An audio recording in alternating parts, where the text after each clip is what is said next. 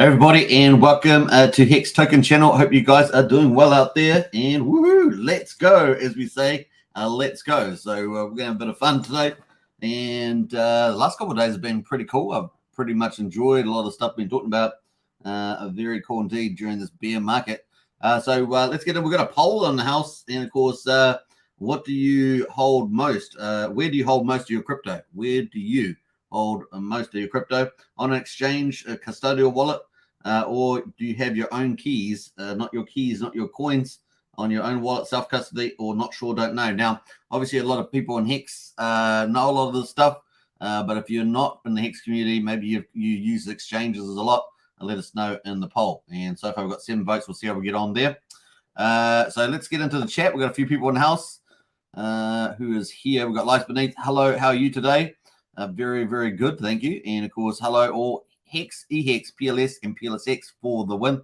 The ultimate strategy moving ahead. And we look forward to Pulsechain coming because that's just game on. That's game on. That's the main event. It's going to be pretty epic. We've got Humberto Gonzalez. Cheers from sunny Miami. Woo! Hey, the capital of crypto. Humberto, the capital of crypto. We got Humberto says, Richard Hart has been warning everyone for years, not your keys, not your coins. When will people learn? That's true.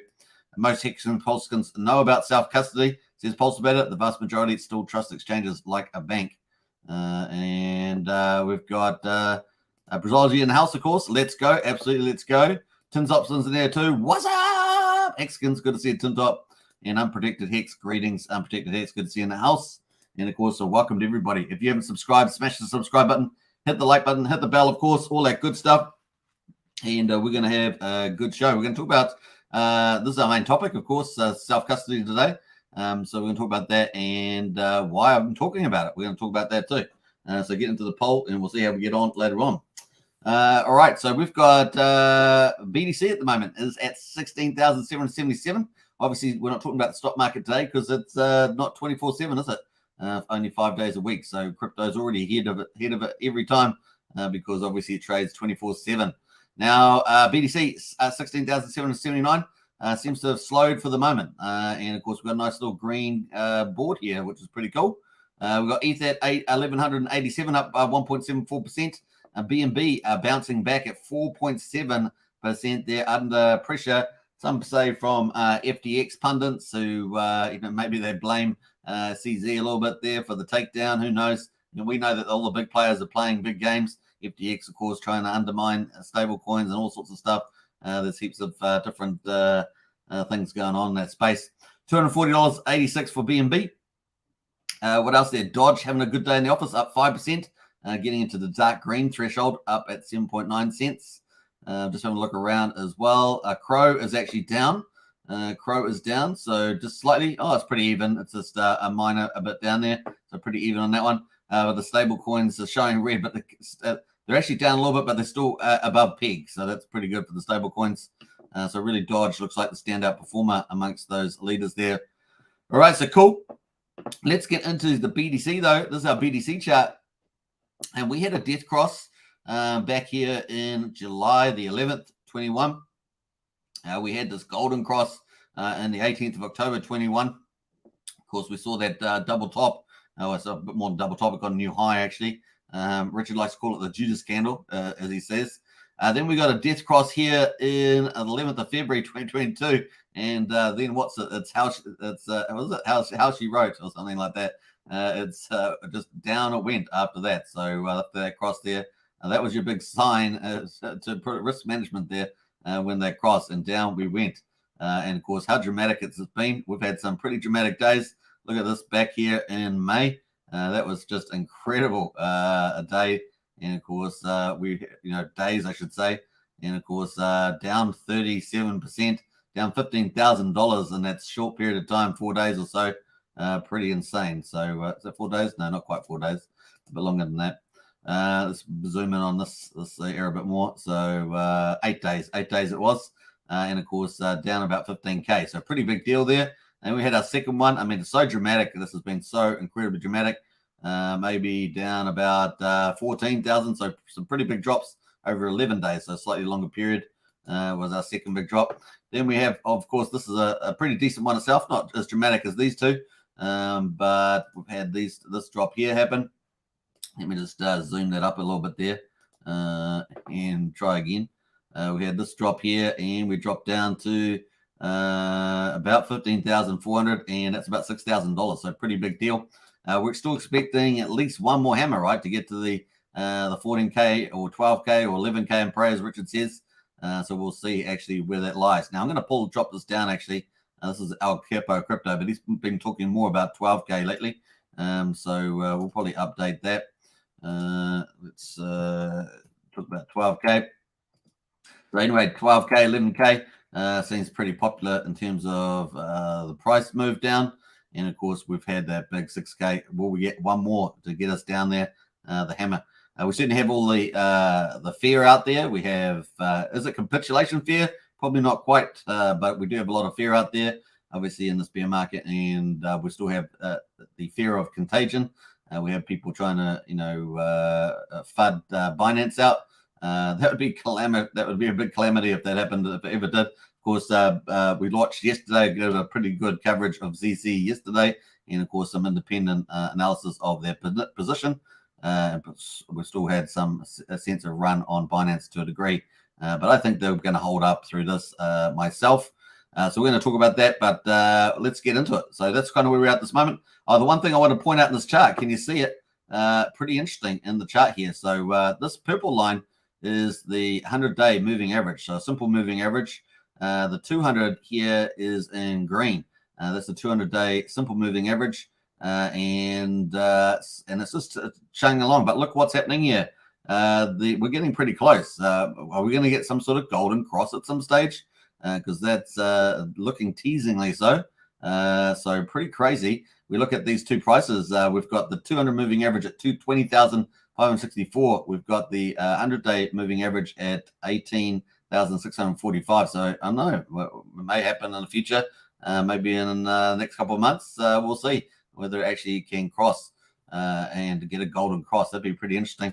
And that would be at least a bullish counter sign to some of the volatility and contagion we're expecting. So we'll keep an eye out on that myself. So make a comment in the chat if you want to comment about that too. Now, the Calpo of Crypto, one of our traders we've been following, who has a pretty good track record. Obviously, timing is always difficult, but even Richard's not really wanting to talk about timing. He wants to just talk about the price because timing is very difficult, right? This looks like the test dump. Says El Capo of Crypto, the test dump there. Real dump is yet to come. So that's his position 14 hours ago on the markets. And so here we have had this little test dump here, I guess. He's zooming on this. So let's actually zoom on that a bit in detail. And closing on here. So it's just talking about this being a test dump here. And we're stuck at 16,700. But he's expecting the real dump is yet to come. But he doesn't know what the news is going to be. Doesn't know the timing. But I guess generally most people are expecting to get down here, at least down to this point for Bitcoin. We will see. On the other hand, of course, we've had issues around Binance, and of course, it's insolvent, being solvent, and so people have been questioning that. Now, this was a thread here by Dire Viking, and this was actually tweeted by CZ, the CEO of Binance, and of course, he's pretty much doing a little bit what I did yesterday in terms of the audit and the proof of reserves and things like that, which actually seemed to hold up pretty well. And of course, we also looked at CZ talking about his one-to-one asset backing. So if that's true and there's no funny leverage play, then Binance should be perfectly fine. And if they can operate it perfectly fine, then you won't lose your coins so much. So this is what you're banking on, but it's not trustless, right? You are trusting somebody, trusting a person. You're not trusting the blockchain. You're not trusting your own behavior. You're trusting somebody else. So that's where the trade-off goes. Now he's got a thread here about the Mazza FUDs. We talked about that a little bit there yesterday. Claims of Binance bank run insolvency, and of course CZ's Binance 2.1 billion FTT statement on CNBC. We talked about that. We actually played that in BUSD. So it's a pretty cool thread. I'm going to post the thread in the chat there if you guys want to follow it, because it's pretty interesting thread there, particularly if you have got funds on Binance. So let us know. But he's basically going through quite a bit of thread here. I'm not going to read the whole thread, but we might get on to number 2 because I did cover this, but we might have a bit of information here.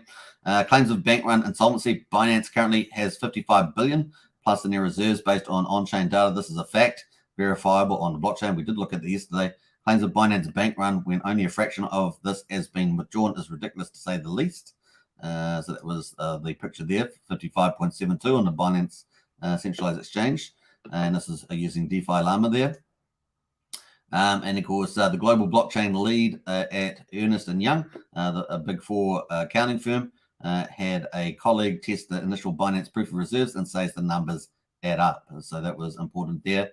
So has anyone successfully tested the Binance proof of reserves? As a colleague who has a non-US account to try it today, and success, and the numbers add up. So there we are, a little bit of confidence in there. Of course, Paul Brody's unofficial comment is not an official audit. That is true. That said, as the global blockchain lead at a Big Four accounting firm, we can assume that he knows a lot more about this than all the social media fudders who barely have a clue about what they're saying. Well, presumably if he specializes in crypto, for sure. It also worth noting that industry thought data leaders like CoinDesk, Crypto Quant, and Nason have attested to Binance's on-chain reserves. And of course, we looked at Crypto Quant yesterday, if you recall. Some proof of reserve, Binance reserves based on chain data, DeFi Llama, and of course, Nason there as well. So they've got the links there. I did post that, so you can get that. Now, we looked at Crypto Quant yesterday. What does Binance's proof of reserves report tell? And of course, we looked at the fact that they had 30% of the coins, $55 billion worth. So now pay attention. Binance has processed over 14 billion in withdrawals this week alone. According to on-chain data from Crypto Quant, about half of these withdrawals happened in one day on December the 13th, yet there is still 55 billion plus in reserves. So that is stable outflows there from Binance. You can see a couple of days below 1.5 billion, and then on the 13th, the big 6 billion there. So if he's holding 1-to-1, that means he can draw down and pay you to 1-to-1. Remember that BNB is a small fraction of their asset as well. And that may be in addition to the depositors as assets. So there we are. That's not looking anything like an insolvent exchange or a bank run, quite the contrary. By contrast, FTX barely had anything in their reserves and was panicking, trying to get funds from different sources to send their wallets to serve user withdrawals. Binance is not FTX. Comparing Binance to FTX is ridiculous. On-chain data shows the difference between FTX and Binance, as explained in this tweet by K.I. Young. And you can check that out. I'm going to jump through that. So there we are. So that is some of the key stuff. There's a couple other topics, of course. There were 4 topics there, but you can check out the whole thread as well. That leads us into CZ, Binance CEO, trying to shore up confidence in the Binance exchange. Obviously, the big behemoth. And of course, he says 99% of people will lose crypto storing in self-custody. So obviously trying to, stop people doing a bank run, because people could still do a bank run. That's going to impact their business, right? So if it did start to, have a contagion and domino effect, more people just start not trusting Binance, then they could take their funds off, right? And so withdraw, even if it's 1-to-1, like he says. But he's got here 99% of people will lose crypto storing in self-custody. Binance CEO CZ said, holding your own crypto in your wallet is not risk-free. Said Binance CEO today during a Twitter Spaces. Now, of course, it's not risk-free, but you've got to weigh up the balance, the pros and cons for doing it. Once again, not your keys, not your coins. I'm sure plenty of people on FTX, Celsius, and everything else that's gone down this year. It's been horrific. People have lost millions of dollars. They have lost everything they have and all sorts of stuff. And I'm sure that they would have a pretty big weighting on the fact that they would have preferred to have take on the so-called risks of running your own wallet. As everybody in the Hex community knows, as long as you're not going out doing silly stuff, you should be fine, right? And we do also not only we see centralized exchanges and CeFi dApps lose money and play with their balance sheet, leverage their balance sheet, lose people's money, but we also see people taking loans off other places that fall over as well. So there's this interconnectedness. We also see the fact that because all the funds are sitting on exchanges, they're typically the target for a lot of hackers to hack, right? Because that's where the big gold pot is with all these exchanges. So we see a lot of hacks as well. So you're taking on a lot of risks in the exchanges as well. Particularly this year has been particularly bad. Binance chief CZ Zhao has suggested users are more likely to lose crypto by holding it in a cold wallet than by putting it on a centralized exchanges. For most people, for 99% of people today, asking them to hold crypto on their own, they will end up losing it. I disagree with that strongly. It's pretty silly. Obviously, people need to be well educated, and they need to typically, if they're not a crypto intermediate or crypto advanced user, then you should just set up your custodial wallet and only use it for the basic things that you want to do, right? Which is easy to do. Don't go speculating on some of these new dApps all the time. I get people hitting me up all the time with new projects that are all pretty risky, and so you have to sort of get tough and being able to say a keyword. What's a keyword in crypto? Just like in life, a keyword is saying no, no. That's the keyword there. Otherwise, you'll be speculating every single moment, every turn, and it just takes one of those turns to get you. So just remember that. For most people, for 99% of people today, asking them to hold crypto on their own, they will end up losing it. Well, I disagree with that strongly. We have a lot of people in our community that operate their wallets very well. Occasionally, we do get people that get hacked, but that's probably because maybe they've had their wallet on a mobile phone, they've left it somewhere, or they've just been careless on a phishing site or something like that, speculating. They start speculating. And of course, occasionally we have a few people come into our Discord that are also doing that, and we just say, don't go there. Just don't go to that project. Don't do it. Just stay safe. Stay with the probable stuff, and that's probably the best way to be there. So don't get compromised on a wallet as well. So the exchange founder, who was speaking a few hours after Newsbreak that he had told his staff to brace for a bumpy few months, obviously because of the contagion, because of the attempt on Binance to make it look shaky, the run on Binance and get that fear going. And of course, some people in the FTX community are blaming Binance as well. So, and some of it may be justified, some may be unjustified. We know when you're the big player on the block, you can get away with a lot of things and, of course, take out other players as well. So there's a lot of that gaming going on as well. A lot of CEOs aren't going to talk about that, though, because that's poor form, and they give away the game. Imagine everybody is got their poker hand out of the centralized exchanges. They've all got their poker hand and all play their cards that they've got. Typically the one with the best cards, the biggest player, typically takes out most of the other players, right? So we'll see how that goes. That's why we love DeFi. We love decentralized exchanges, etc. We like to play in the land where we are free, and that's a good place. But there is responsibility. There's responsibility with it. Said his company was neutral on whether users wanted to hold their own crypto or put it on an exchange. Well, that's not true, is it? It's not true.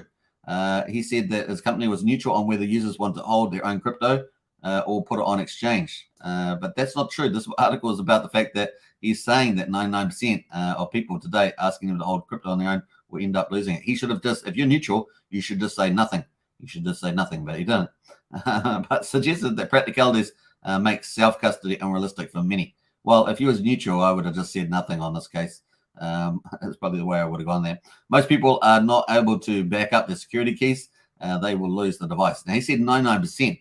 Now, man, if he said, maybe 5% or 2% might lose their funds, then that would have been a reasonable statement. But when you say 99%, that's just hilarious. That's hilarious. That's basically like 99% don't withdraw your money from Binance. That's pretty much how I read that. Let me know in the chat what you guys think.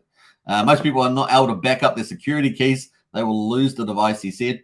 And of course, they will not have a proper encryption for their backup. They will write it on a piece of paper. Someone else will see it, and they will steal those funds. And also today, very fundamentally, if a person passes away, they don't have a way to give to their next of kin, whereas we have standard operating procedure for that.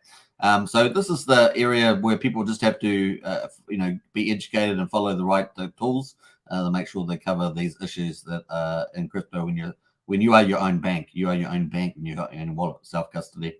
CC added that people who are technically capable of holding crypto safely should do so, but claimed that the practice has its own issues. I always try to educate people so they understand there are risks. He said holding your own crypto in your wallet is not risk-free. I actually think more people lose money holding their own, lose more crypto when they're holding on their own and then on an central exchange. Well, I would disagree with that too. Particularly this year has been particularly bloody on centralized exchanges, as we say. Now, business as usual, Binance, the collapse of Binance rival FTX and subsequent revelations about its financial position prompted a resurgence in the slogan, not your keys. not your coins. And that's the title of the video today. Not your keys, not your coins. Obviously, Richard Hart talks about that a lot, but we're going to look at the original person that really made that popular. Stay tuned for that. It's coming up. The phrase refers to the idea that crypto stored using anything other than your own very unique personal keys are not technically yours. This week, Binance has seen billions withdrawn from its platform as investors' confidence has been shaken by the continued fallout of FTX collapse. CZ has insisted the activity is business as usual. And of course, we just looked at that with that tweet thread. The $55 billion in assets there. And of course, yesterday we looked at the CNBC video where he said that they had one-to-one. Now, if they're operating that way, then the exchange should be strong because obviously they don't run as a fractionally reserved bank. They need to have one-to-one assets. So if everybody made a run on the bank, they could pay everybody back out. So that's pretty important there. So that there is some of the stuff there. He also added that the arrest of FTX founder Sam Bankman-Fried was having an effect on market sentiment. Yeah, it certainly is. With Sam Bankman-Fried's arrest, I think people generalize. So if you get hurt by one bank, you're going to think all other banks are bad. That's true, and it's a fair comment. We see this in crypto. This year has not just been one. We've had many go down. So it's a fair call by people to really be critical about centralized exchanges. Obviously, in Hex and Pulsechain and in our DeFi community, we live in the free world. We don't have to beg for our coins back. We don't have to go through customer service and wait 7 days to get it out in some cases. We don't have any of these issues, right? So it really is the land of the free and home of the brave, as we say in America. I'm not American, but we'll say that anyway.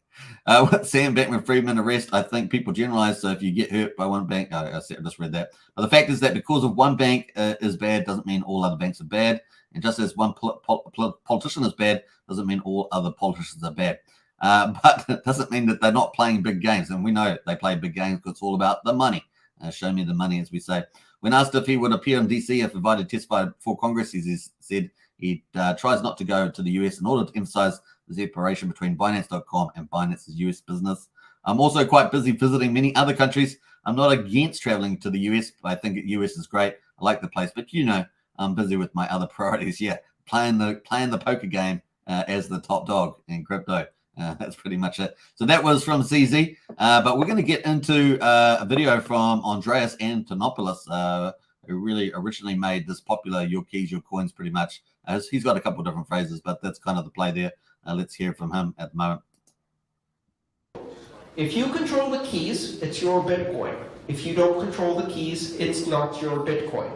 Your keys, your Bitcoin. Not your keys, not your Bitcoin.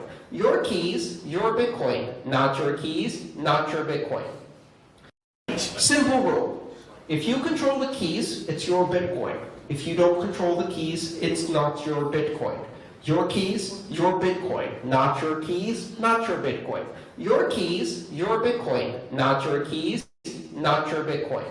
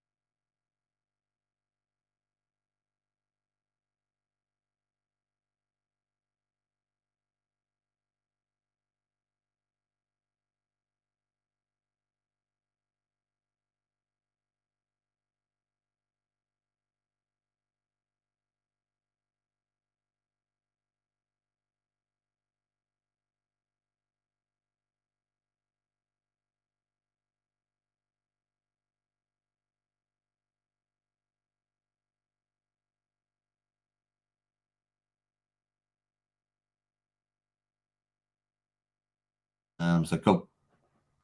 I just realized I had the mute button on, so I apologize for that.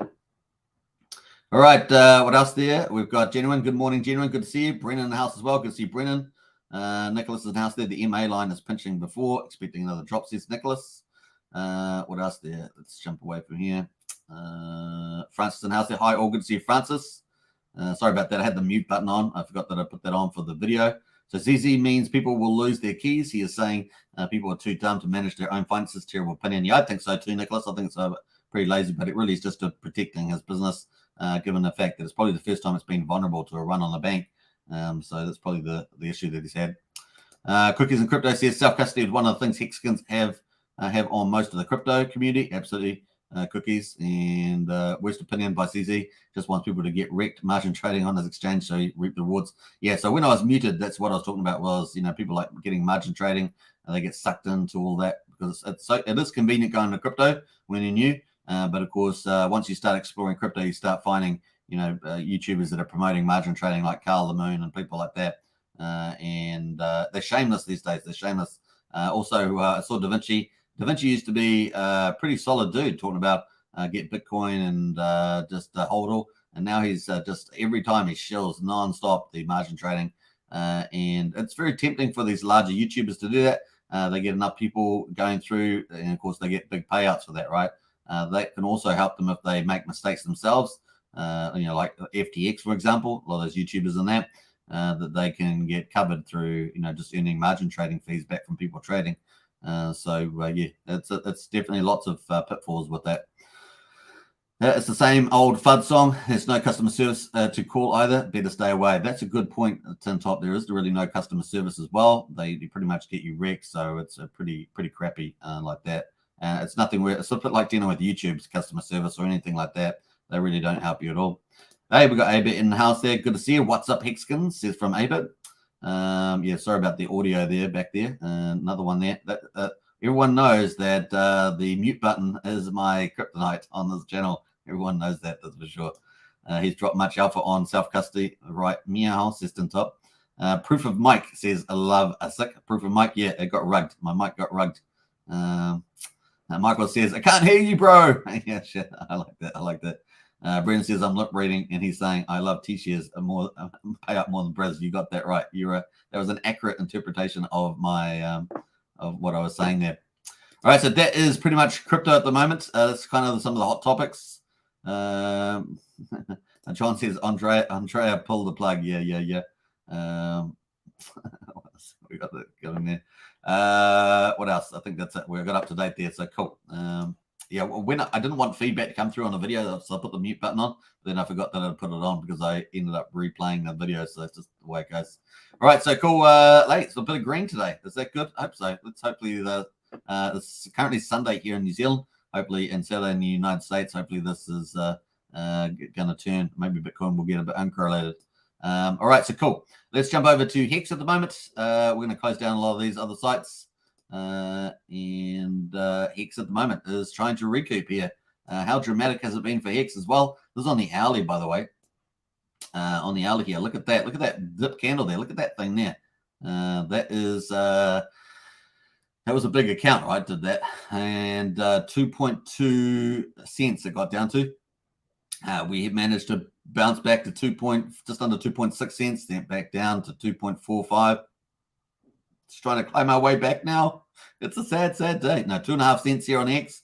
And of course, we did a poll yesterday. Was it about 50% from yesterday that said they were going to try to pick up some Hex at the moment? And we're at 2.525 cents at the moment. So let's see what this can do on this very quiet Sunday or Saturday in the United States, Saturday evening, afternoon. We will see 2.5 cents. Not too bad. Now, if we jump over to the daily, we'll have a look at that. Tim Dot says you all need to learn to read lips. Yes, it's Tim Dot. That's true. That's hilarious, man. All right, so cool. Let's have a jump to the daily on Hex. As I always say, let's drop back here. We've got the ETH proof of stake ETH proof of stake fork that was successful 15th of September. We got Richard Hart announced that he's going to fork the proof of stake version, which was very bullish. And of course, now we're about 92 days or so away since that time, haven't we? 93 days since then, since the ETH proof of stake fork. And of course, we're looking potentially, hopefully, we've run out of financial things for this year. I mean, we still have inflation and a few economic factors coming out in December results, but apart from that, that'll be in January. Apart from that, we really only have nothing in front of us for right till February, pretty much. So hopefully those economic data come in for inflation, employment come in a bit better. Then that will look better for the market. Will probably pivot more on that. So in January, we'll be looking at those numbers and see whether that can help a rally. Because if they're pulled back, inflation is lower, wage inflation is not so high, things like that, then we might get a nice little rally in January as well. So that could be positive before the February interest rate hike there. So cool. We got V3, of course, testnet. If the rumors turn out to be true from KDP and Power City and a little bit there from Walrus at Liquid Loans, then that'd be very exciting for Hex. A proof of stake version testnet, very bullish, and with presumably with the 0.25% fee in there, that would be awesome, right? Awesome. So we're looking forward to that. Let's hope either before Christmas or just in the new year. That'd be pretty nice. At the moment, we've not only a week away from Christmas. Can you believe it? A week away, so not far to go there. Maybe a Christmas surprise. Bring it on, Richard Hart. Bring it on, Richard Hart. That's all we can say. All right, let's jump over to the Whalebot and see what the big players have been doing. Let's see here. Not much from the looks of it. We had 18 hours ago with 2.5 million stake for 2,061 days. We got 212 T-shares. Pretty cool. We got 10 hours ago a 10 million Hex stake for 1 year. Got 478 T-shares. Congratulations to you. That's all Hex off the market, which is cool, but they get rewarded for that, right? That's how we roll. As Richard says, how do prices go up? People buy and hold. So if the price is going down, there's more sellers, right? There's more sellers. Hex, of course, the penalties. We've got some penalties 7 hours ago, 234,000. They early in-stake there, 870 days versus 1,771. So a negative ROI of 3% on that one. They were before the 50% mark. We had another one here, negative 23% ROI. Woohoo! Paid 344. Sorry, they got paid 390,000 in penalties. Pretty crazy stuff there. We had 4 million in stake 5 hours ago. They had they actually got a good return, but they did early in stake early. They have a big pay down here, obviously. They got 18.3% ROI. So they're probably not too unhappy about that. Let's jump in and see if anyone's made any comment about that. I'm not sure what that video is, but something about Richard there. SEC making them sell it, says Haywood. Imagine thinking that the SEC can do anything to Hex. Lol, says Hex Investor. Yeah, Hex is a mutable code on the blockchain, folks. But it has little impacts on the short term. All right, so cool. That is pretty much it. Not too much actually in the last 24 hours. Let's hope for a nice green Sunday or green Saturday evening, wherever you are. Hedron, of course. Let's have a look at Hedron. Hedron had a pretty even rougher week for Hedron, isn't it? Even rougher than for the Hex price. You're talking about went down to 970 with 6 zeros in front of it yesterday. That was a pretty rough day for the Hedron people holding Hedron. Today it's at 1451. Let's hopefully we can get a bit of a green move on here as well. We're going to jump over to Icosa and have a look at the HSIs. We've got how many? We've got 4,964 in the liquidation queue, but they have not been pulled into the auction yet. And then of course we've got 36. So let's go to, that's a bit weird, but we've got 36 in today's auction house. So let's have a look for some of the larger ones. Just looking through here. There's lots of opportunities for people, but I can't see any large ones at the moment. So no large ones at the moment. 28,000 looks like one of the bigger ones there. But there have been some very smart people accumulating some very nice T-shares. Thank you very much at decent discounts. And I think we've somewhere around about, there's a give or take, somewhere like 700 people have bid and been successful bidders. There's been one bidder in particular that's been accumulating, vacuuming up a lot of these T-shares at big discounts. So congratulations to them. Really, when Poly unfortunately had the issue where they couldn't bid on the auctions, and of course then went and staked all the Hedron the other day. That changed the dynamics of the auction house there. So to a degree, maybe not for the one that's accumulating, but overall. So just the way it goes. Now, Dev Huey here has given us a few interesting things here. Cycle 2 of HSI auctions shaping up with 21 T shares already, starting on February the 12th of 2023. So that's cycle number 2. Remember, cycle number 1 started there on was it the 13th, 14th of November. So we've got the second coming back round. We've already got 21,000 T shares. That's actually pretty good. So I don't know if did I still have the numbers? Yeah, I do. So we had 71,000 T shares at least in the round 1. It looks like round 2 is shaping up pretty good too with 21,000. And I think the burns are probably going to be more effective. We'll see. There's still a lot of large accounts there with launch bonuses that can mint. So it's that mint versus the burn. We want to get that net deflation for the ecosystem. Very important. And more important that these next rounds give a lot more burning. It's pretty important too. So there are 21,000 T shares coming up there. You can see all the stakes coming up there too. 163 million stake ticks, 2,216 HSIs. So we're looking forward to that. So that is coming up on February the 12th. So put that in your calendar, particularly if you are looking to hunt some of these deals. New HSIs 580, recycled HSIs 20,446. So new HSIs 580, recycled HSIs 20,446. Very cool. Now remember, this is a second layer of Hex and the Hex system, so it's very cool. 580 T shares there, and 20,446 T shares there. 158 million X versus 4.9 million. So cool, great to see. Love that new stuff, right? That new stuff is really cool. 6 hours ago, still processing the data, but my theory is that Hedron stakers are dumping ICOSA more than ICOSA stakers. Most Hedron stakers are 30 to 90 days. Most ICOSA stakers are 90 or 100 days. 90 or 180 days, and only 90-day stakes can be ended without penalty. I think that makes a lot of sense. So yeah, I would agree with that. I haven't got the data, but that makes sense to me just logically.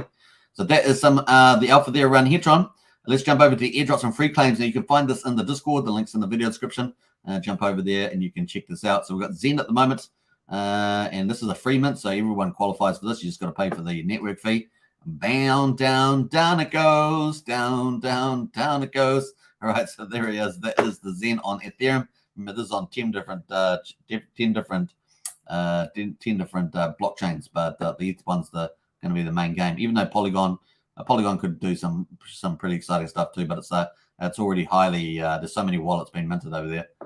It's pretty crazy. So yeah, it's 2,797, and this is going along to what we expect to see. We had some short-term blips with Zen NFTs. That's still coming up. So I think we've got the party time is for that could end up being, let's say after Christmas Day. So let's say maybe around the 28th. We could see that as early as the 10th, seeing these Zen NFTs. Maybe slightly in the new year. We'll just have to keep tabs on Jack, but he was pretty much talking about after Christmas. I think by the end of the year or in the early new year. So I don't think it's only like 10 days or so. We may have Zen NFTs come out, but once again, we have to wait for his official announcement, with auditors, and he says the testing's going pretty well, all that sort of stuff. So we're trying to stay tuned with that. That could change the dynamics on here very bigly, very bigly, particularly if a lot of big money come in to try and get the big NFTs, which require 10 billion Zen. Now, I think there's about 1.3 trillion last time I checked yesterday. So we'll see how that plays out as well. Obviously, there's 100 NFTs that require 10 billion, and there's I think 200 or something that require 5 billion. So if those are popular and successful, then this chart could change very quickly. And potential big X's potentially, obviously not investment advice. It is speculative, but we'll see how that plays out. Now, I did do 2 videos so far on Zen. The first one covered all the different ways of minting and this or that. And the second one had how to manage your portfolio and get alerts for your Zen, claiming your Zen when it matures. So you can check out those. Very, very cool. The dashboard is really cool that they've done on that one. So check that out on Zen 2 videos there. Let's go to the weight token. Most people are waiting. Now, weight token is a little bit sneaky because this is related to Coast, and Coast is building some very important utility for Pulsechain. They're going to be doing a fiat on-ramp, off-ramp. They're going to be doing a stablecoin with CST. They've obviously got the weight token project waiting for Pulsechain. 8 different sacrifices qualify for that. They're also trying to expand their market reach, not just the United States, but Europe, potentially elsewhere like Asia.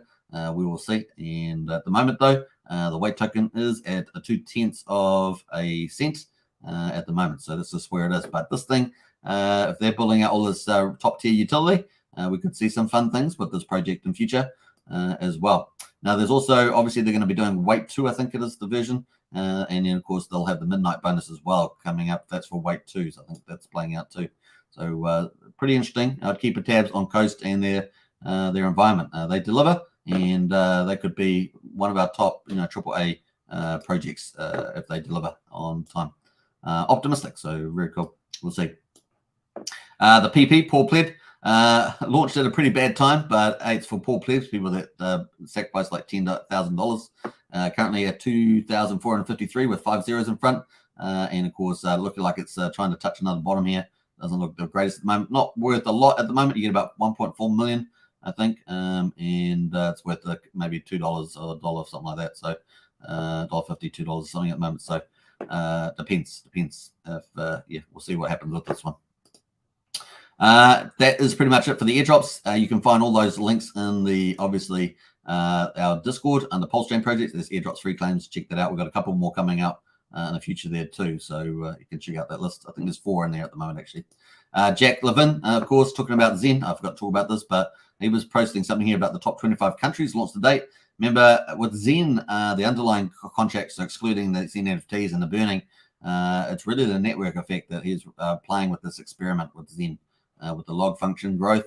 And of course, he's got the United States here, the number of users, 105,000. He's got China here, 83,000.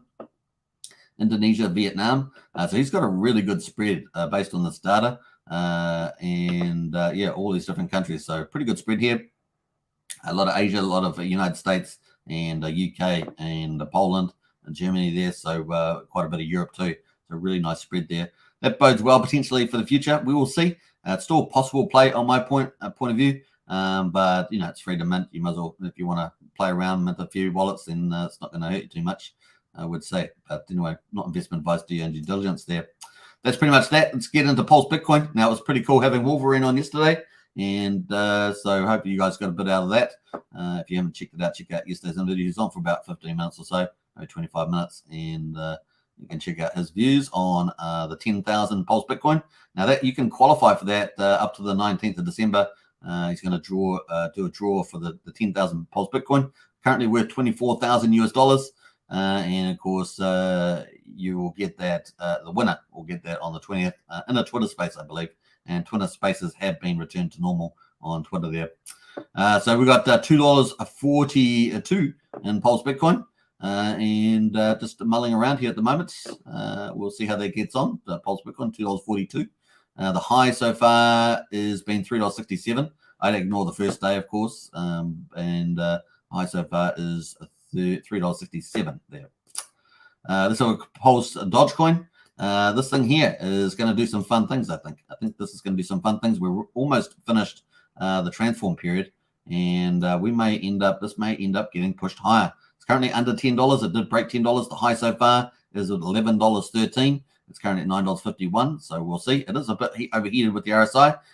But because of the transform period, this may get pushed higher or it may get sold off. So we've got 2 options there. We'll see. I have a suspicion that will probably push higher. We'll see, though. Not investment advice. What else we got there? The ASICs tokens. This is probably the most scarce. And I think that Wolverine was kind of agreeing with me on that. So there are $1.92. The all-time high is $2.19 for the ASIC token. And this is going to get very scarce after the transform finished. The only way to get it will be with the ATMs, and there's not many of those either, suggesting that those could be valuable too. Obviously, you're earning asset, but you're not mining Pulse Bitcoin, so you're not getting that yield. So you got to trade that off too. That is pretty much it. Let's look at the numbers. 2 days and 17 hours to go.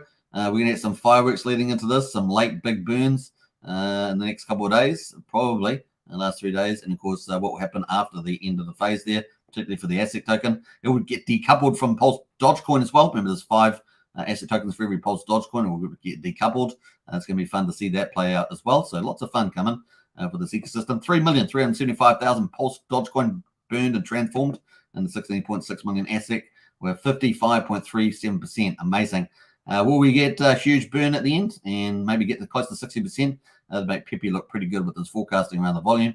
Obviously, the price not yet, but definitely the volume has been pretty good. And we've got day 58, so 2 more days. We're going to have a lot of people end up having to remine again because every 30 days remine there. So we have all the people at the front of the wave mining. We've got 7,721 miners. With 20 million ASICs mining, 36,000 ASIC burn. So ASIC is burn, is deflationary. Remember, ASIC is what you need to mine Pulse Bitcoin and potentially in the future Pulse Litecoin as well. We've got 2,566,000 Pulse Bitcoin has been mined with over 1 million, I think, in circulating supply that's been minted. So this will jump up though when people in about 2 days' time when people go to remine. So we'll see that all the circulating supply, everything go up, I guess. As a token miner, pretty rare. You can trade them on Referral and OpenSea. There's 2,628 of them. These are the only things after the transform finish that will be earning ASIC, creating ASIC, and of course they go along with each halving as well. So 864,000 points, not a lot in there. I'll be interested to see what happens to these prices. I haven't really looked myself, but we had most of the big whales redeemed early. And of course, to get the Pulse Bitcoin mining. So we'll see how that plays out. But at the moment, this will be the only way to get ASIC moving ahead. So it's going to be fun to see that play out. That is pretty much Pulse Bitcoin. We've got the Hex daily stats coming up. Day 1,010, 1,011. We're going to go through both of these. We didn't talk about them yesterday, so we'll do that. But let's get into the chat because I'll probably front run myself quite a bit. Let me jump through all that there. We got Michael in the house there. Got 5 more T-shares this AM. What, if any, play is there for passive income on stake Hex? Well, yeah, obviously you're getting your Hex as passive income, and you're going to get your Acosa base amount of your Hedron base amount of Hedron for that. Pulsarian NFTs, badass. Yeah, we haven't talked about that for a while. Boop the likes here. Definitely smash the likes. Danu, Paul Hex is in the house. Woohoo! Good to see you, Danu. Great to see you in the chat there. Woohoo! Says Michael. Yeah, definitely. All right, so cool. Let's have a look at the stats. It's hot off the press. We're going to talk about yesterday as well. Day 1,110 and 1,111. And of course, we've got the 16th, 17th of the month. Price yesterday was down 5.8, but up 1.2% today. Nice to see that at 2.525 cents. The payout today was 6.66 Hex, and yesterday was 6.4. Today's share price is $639, and the share rate is 25,307. 2 dot days in a row. Wow, that's unusual there. The average stake net 6.74 years today, down slightly from yesterday, and the APY yield 39.83% today, 38.35% yesterday. That's pretty crazy. We love the returns for sure. The liquidity in the pool 357 million Hex, and of course just under 10 million the last 2 days. In the USDC, you guys know I like to have it over 10 million, and it's just below that at the moment. We're almost back over. Let's hope for a nice green day today. Liquidity in the pool 1,431 Ethereum in there, so it's up from yesterday. Let's have a look at the T-shares. So yesterday T-shares were up 7,444. Today we've lost 8,599. We're sitting at 10,246,000 T-shares. Woohoo! Rock on! And of course the theoretical T-shares also going down. Particularly if you adjust it for taking out the OA, it's going down even further to somewhere like 1.8 million. Of course, we'll only, even with good strong growth, we'll only get a fraction of that. So this number here probably will tend downwards, particularly as earlier stuff's coming out. You can't get as many T-shares as you originally staked, right? That's the share rate for you. So we're going to see that play out over time, unless we get some particularly new things like a Power City Flex or something like that, maybe, but that's going to be on Pulsechain, so we'll see how that plays out later on. What else here? Let's jump over to the percentage of coins. So 9.7% of Hex is staked at the moment. Yesterday we were at almost 2.9 million penalties. Today we got 8 million. Good day in the office for Hex stakers. We have been paid so deliciously the last tens of days. Look at all those high penalties. There's the previous 10 days. Previous 10 days is just so good, so good. But the last 20 days have been particularly good with the old penalties. So enjoy. All right, so let's have a look at the growth. Yesterday we grew by 98, and today we were 53 in the wallets on Etherscan. We're now at 314,366. Yesterday, we had an increase of 36 stakers, and today we had an increase of 43. We're at 116,338 stakers.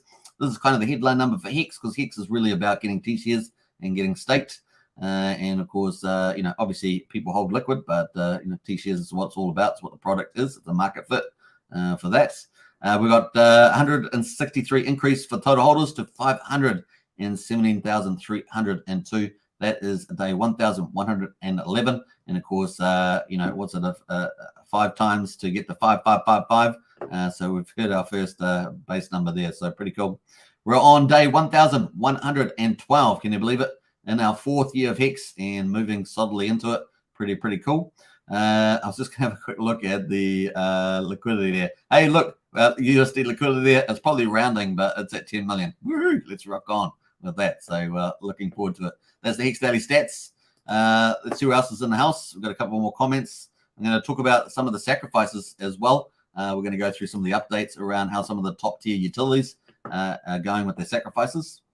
Danny says, whoo, my crypto wallet is besides my 45, says Danny. That's good security. That is good security, Danny. My security team, Mr. Smith and Mr. Weston. Nice one. All right, let's end the poll. We're going to end our poll. We got 36 votes. A bit of a quiet day today in the office. Let's have a look. Where do you hold most of your crypto? My own wallet, self-custody, 91%. So well done, Hexkins out there, Pulsechains. On an exchange custodial wallet, 5%. So that's where most of it. So you may want to think about the pros and cons. Probably a good time to think about where you've got your crypto, and maybe that is the best for you or not the best. You have to decide. But we generally suggest you to have your own wallet. So maybe you should think about that. Not sure, don't know, 2%. Well, in your case, I do strongly suggest you get yourself educated around the topic. It's very important that you own your keys to your coins, and that you know how to manage that. So it's a pretty good idea. You can jump into our Discord as well, have a chat with some of the moderators. A lot of them are quite experts in that, and they can help you with that process, and also have a chat in the chat rooms if you want with the audio chats. So pretty cool. Nice little vote there. Nice to see 91% pretty strong in our community. Very, very cool. And one of the things you don't see in our community that because it's so strong with self-custodial wallets is that people don't, you don't hear them crying about losing all their wealth, right? They don't make millions in the bull market and then lose it all. They don't have all that pressure because they're all in DeFi and centralized land. But within DeFi, you've got to be in the quality gold products, and that's what we do, right? That's what we talk about. Like that's what Richard Hart promotes, and that's what we're looking at, not these specky little scam rug pulls or pump and dumps in DeFi. There are those too, but we really look at the quality projects, and there's plenty of them out there. More sacrifices says Michael, we are stronger together, absolutely. And Danu says, not your keys, not your coins. That is right. All right, so cool. Let's get into some of the top utilities at the moment. We've got famous early bird fame sacrifice. Now, this one here is a fork of GMX, and of course, it's decentralized margin trading, but it also has non-margin trading ways of earning money. You can provide liquidity, and you can stake the native token, things like that. So it's kind of cool from that point of view. So yeah, this is what this is doing. Let's see how they're getting on. This is the last one that launched recently. Let's see, we've got $5.5 million in here at the moment. And of course, estimated tokens at almost 15 million fame tokens there. So it's kind of cool. We can see all the top leaderboard, 950,000, quarter of a million almost. Some pretty big heavyweights in there for that. So pretty cool. And of course, I'm going to bring up the famous site actually, because I actually had a margin trade testnet in there. So let's go. Let me go to Pulsechain and let me trade on here. So we're going to go. I've got a position open at the moment, and let's see if I'm in the money. No, I'm out of the money on this one. Remember, all the other ones have been in the money, and I closed profitable. At the moment, I'm down 1,600 on this. So this is just for fun. Remember. So I don't margin trade, and we generally suggest you don't margin trade because it's highly speculative and most people get wrecked doing it. So remember, be careful with that. All right, so cool. We'll keep following that one. That's a bit of fun. It's play money, so we just have fun with that. Anyway, so 5.5 million. Let's have a look at the famous website. You are likely going to pull a tier 2 now, so that's pretty important. I think that's about 1.2 points per dollar in the A2 tier. There's the SAC rules here. Pretty sure that is the case. I think we've got the table here somewhere. Pool A tier 2. Yeah, so $1 getting 1.2 points. Started off at 4 points, then 2.4, then 1.6. But these went real fast, right? They hit the numbers. These are the dollar targets that they hit with the points. So they're over 4.5 million. So we're now into this 1.2 and up to 10.5 million. So that's kind of where we are with the famous one there. It's going to be really cool. I mean, obviously, this is going to be a good offering. So yeah, Richard's talked about he would love people would be able to short Hex, of course. But I wouldn't wish them well on that because of certain things that may occur if they try to short Hex on this. So anyway, that is where they're at the moment. 5.5 million, pretty good as well. So let's jump over to the other sacrifices that are on. We've got Internet Money, also another top tier project. This one, of course, reliant on people using the wallet. Obviously, people are using other wallets, MetaMask, for example. Now, MetaMask has obviously been around for a long time, but they take all the profits, right? Whereas Internet Money's wallet, if you've got their native token, you get a share of the profits and multiple tokens too. So it's going to bode pretty well. This is going to be multi-chain, of course. And of course, a key target is Pulsechain. So it's going to be exciting for that. Currently at $2 million, but this includes the first sacrifice, the Pulsechain sacrifice. And of course, they've got this is now the multi-chain sacrifice. But everybody that did the first Pulsechain sacrifice is getting a copy over on the what did I say? Over on the multi-chain. Yeah, so that's what they're doing there. So we can see the top ones here: 147, 119,000. It's going pretty interesting. So this is kind of where they're playing at the moment. So ticking away on that one. So let's have a look at their website as well. Let's go to the sacrifice here, have a look. Now they've got their beta download wallet test, so you can actually download. That's a real wallet, but they do tell you to be cautious, obviously, because it's a beta version. So just be careful out there. So what have we got here? 436,000 in the multi-chain wallet sacrifice so far. That is the official address. If you want to sacrifice, basically you just send tokens to that address. If you sacrifice for the first one, you will be getting a copy. That's the credit for the sacrifice for the first one there. They did on Pulsechain. So that's kind of cool. I like that. I think that was a nice move. These are all the coins, of course, that you can use, etc., etc., etc. So it's pretty cool. That is what's going on there. Let me just get into the last one that I was going to talk about. Now, with these other ones in here, Win-Win is a more speculative play, but may play off there. It's got a kind of cool thing happening there with staking and big winning things that might end up being quite popular. We'll see how that plays out. Now, the other one I want to talk about, of course, is Power City. This is probably the other top tier utility one that I see here in this list. Obviously, they're at Pulse LN. It's been around for a while. So this is at 3,600,000 almost. And there are now 6.8 million watt tokens here. And what else there? The biggest one's 154,000, 154, 138,000. So we've got some large holders there. You can sort of see the sacrifice volume going up as well.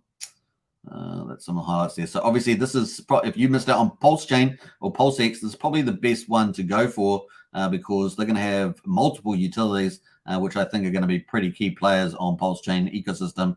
That will be, if you've got watt token, you're staking it, you'll get paid in Pulse. Imagine all these businesses making all these profits for you and then buying you Pulse. And that's the idea. And then, of course, if you get all that Pulse and then the price of Pulse goes up, then you're winning. You're winning so big because you're getting all this volume as well. So it's going to be a cool play.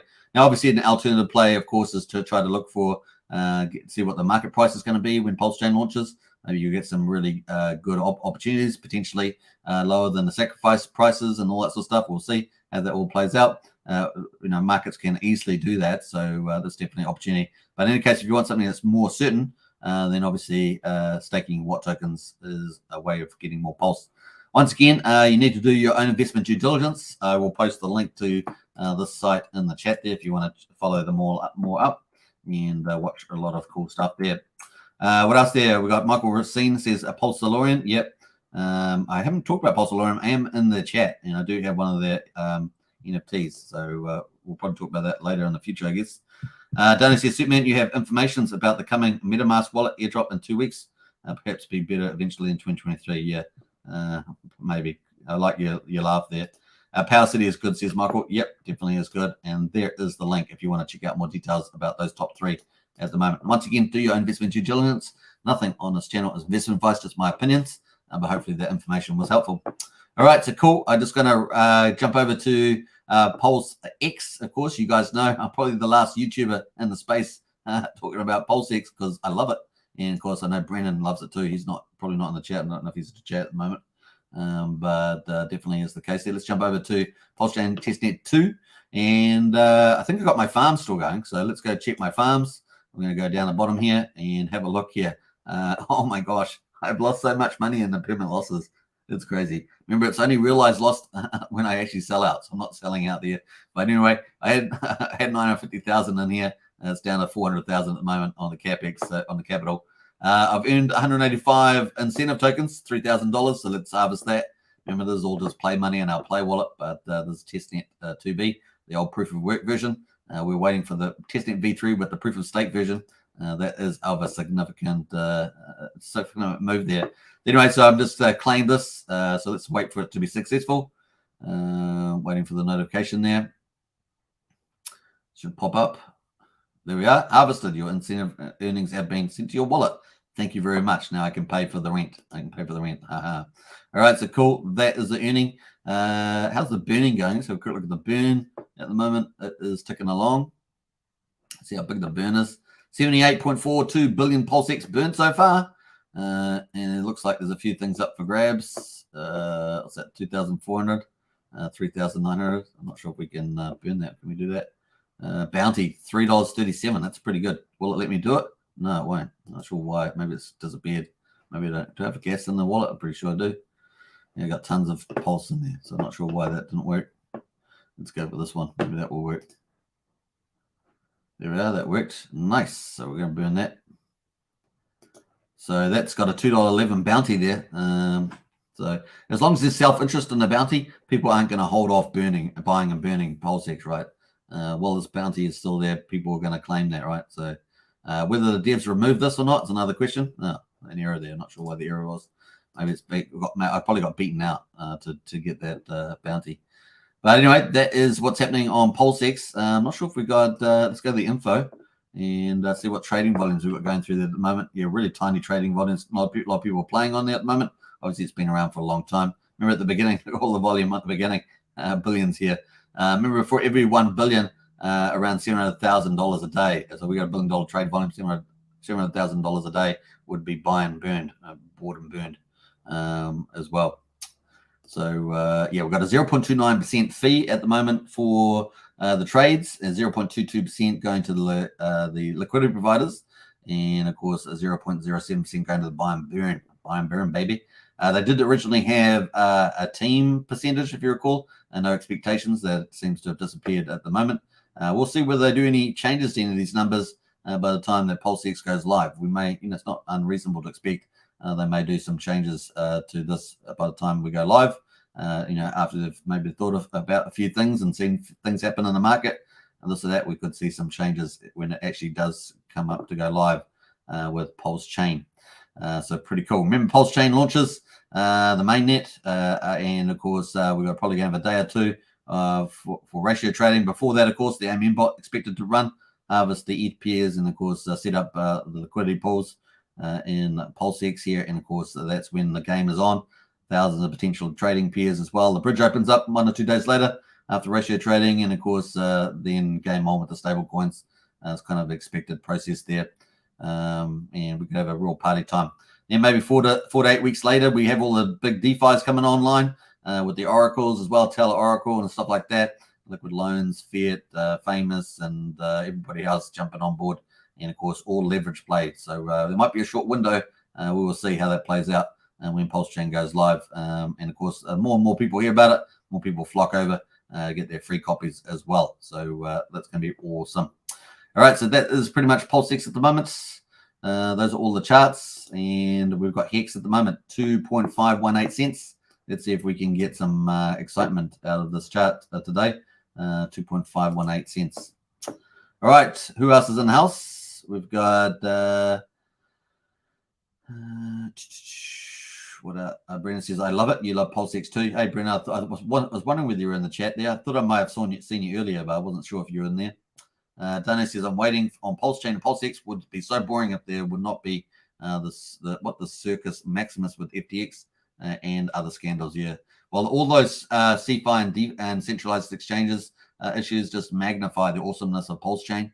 And it's going to take people by storm, that's for sure. A lot of the people in other blockchains that are resistance that have said, kind of indicated they're not coming, like potentially OpenSea and others, and other oracles, they'll come quickly. You watch, they'll be over quickly, that's for sure. Catching back up at 1.5x speed, says Brennan. And of course, Brennan does trade quite a bit on Pulsex too, like me. We play around on there a lot. Pulsechain and Pulsex will be so amazing, says Danny. Hey, look, some people say, well, it's an excitement gone. Well, I actually think, people will come, crypto, people come out of the woodwork. It's like, oh, okay, nothing's happened, and it's fair call. I don't have any issues with that. It's been a long time. But, wait, when it does launch, when it does get close, whether that's early next year or whether it's April, March or something like that, March or April, people are going to come out of the woodwork all over the place, and then it's just going to be like lighting a wheat field a lot with fires. I think it's going to be pretty lit. Boy, yes, says BC. Boy, yeah. Circus Maximus. Yeah, it is Circus Maximus for everywhere else. This is the way, says Michael. It is the way. We are stronger together. That is true, Michael. So cool. We're up to an hour and 7 minutes. I hope you guys enjoyed the live stream. I know that on Twitter, they're currently, let's go jump to Richard Arp. Twitter, they have currently got Pulsechain project devs doing another Twitter space. I'll probably try and post that on this channel possibly later today. I'm pretty sure that KG is running that one. Internet Money, I'm pretty sure KG is running this session. Here it is here. So set your reminders. It's time for round 2. The builders of Pulsechain come together, and that is on. I don't know if it feeds through very well at the moment through to the YouTube, but that's going through. It's trying to pull that plays in. So run myself. Yeah.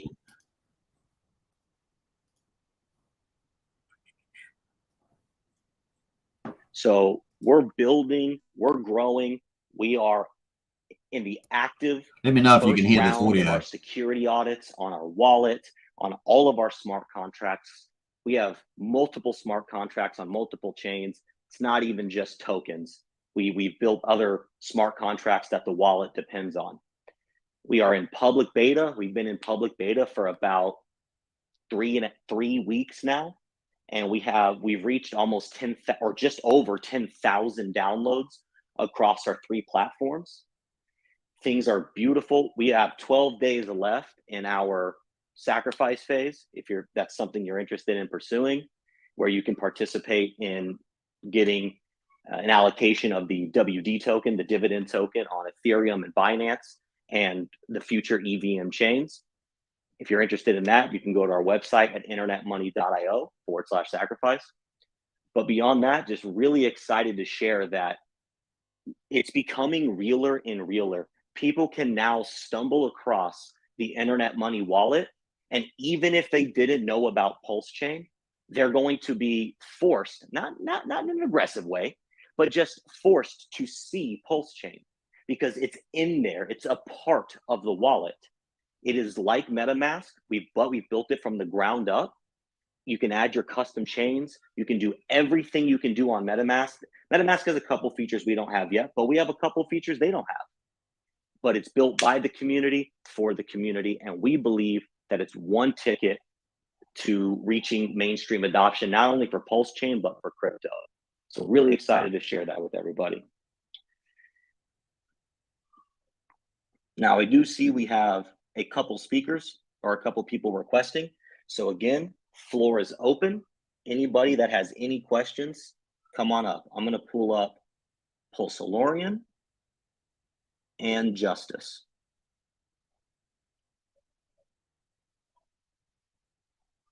Justice, can you hear me? Oh, going back down to listener. Pulsechain, can you hear me?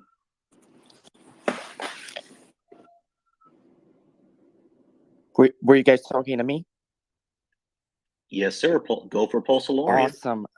Sorry, it kind of disconnected for a second. First of all, I just like to thank everybody. Thank you, KG, for hosting the space and let us speak, giving us a chance to speak as a whole Pulsechain community. I promise I won't take long, and I don't want to hog the space. Just really want to express my thanks for all the people that are building in the space, and we're just trying to just like the Pulsechain and Hex community are super loyal, and we're trying to replicate the same. We're just trying to build a loyalty based community. We don't really care about size. We care about loyalty, because that's what's gonna guarantee any sort of success in the long run for a particular token. And we are a hyper deflationary token with auto staking, auto liquidity, burn, reflection, sacrificers payday. There's a net buyers payday. And we also we're introducing a pair token that will provide a discount when acquiring. Hey, Pulselorian, this isn't really a shill fest. So just curious, are you building on Pulsechain? Sorry, I missed that. What's the context here?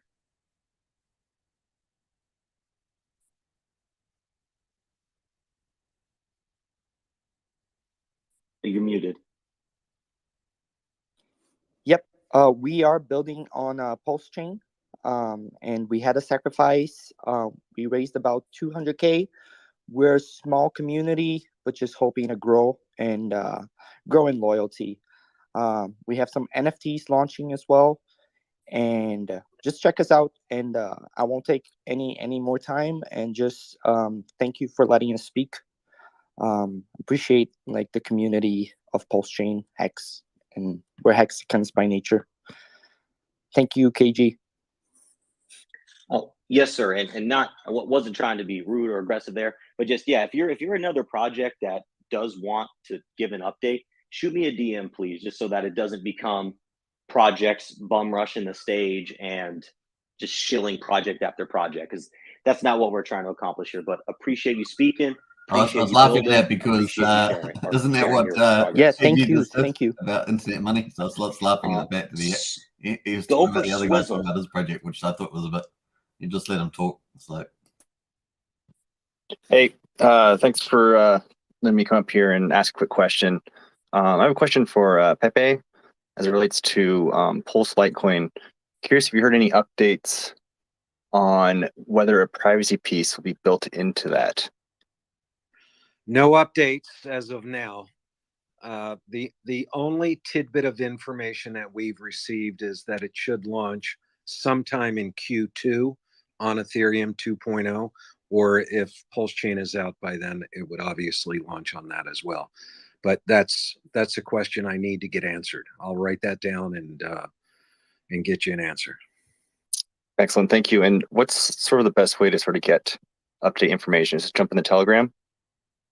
Yeah, you can go into the Telegram. I would suggest to follow Hex Info on Twitter. His feed is where all new announcements come. And or you could actually DM him in Telegram and have that question asked. And he typically is a quick responder.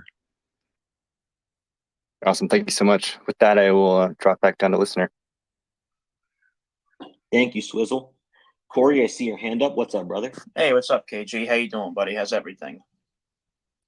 Good, man. How are you? I'm doing well, man. Thanks for asking. I just want to say personally, it speaks volumes and of the character that exists in this ecosystem, because there are many projects on here that could pivot to many other chains and just unfortunately leave Pulsechain due to disgruntlement of an indefinite delay, but you guys don't.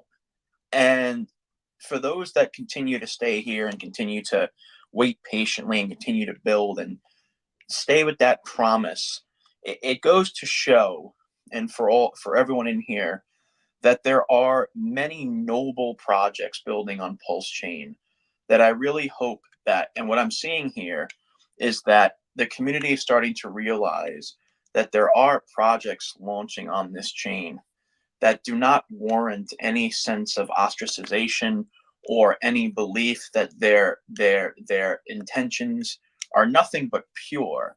And of course, there's going to be projects that launch that may not do well or may have malicious intent. But for the projects here, the ones that I've interviewed, Internet Money, Pulse Lorian, Power City, Liquid Loans, Famous, that I'm going to interview soon, and many others that I just forgot. It speaks volumes, because with the immense amount of layer one blockchains out there could have easily been a deciding factor to go to any other chain that you guys wanted to, but you decided to stay and build with this community. And it speaks volumes, that character that you guys have.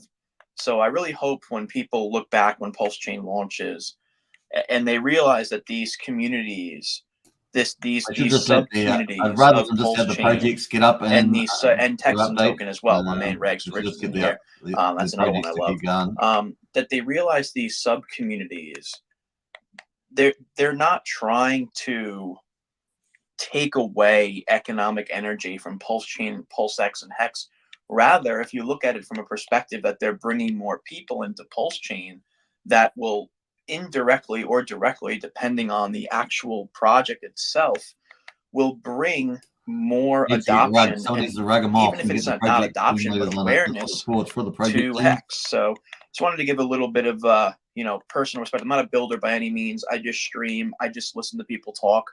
So KG, as always, man. First of all, congratulations on the 4,000 followers, and two, congratulations on hosting the space. Things like 200 people in here, and a lot of respect for the communities that are coming in here and building on Pulsechain, even in the midst of minuscule, from what I've seen, but innocuous backlash sometimes. So it takes a lot of fortitude to continue to wait. I don't know. Grow. So maybe because he's a YouTuber. It's for project teams. It's not for YouTubers. Thank you for the kind words, bro. You are an incredible addition to this community as well. And even though you're not a builder yourself, you give the builders a voice, and that is equally as important.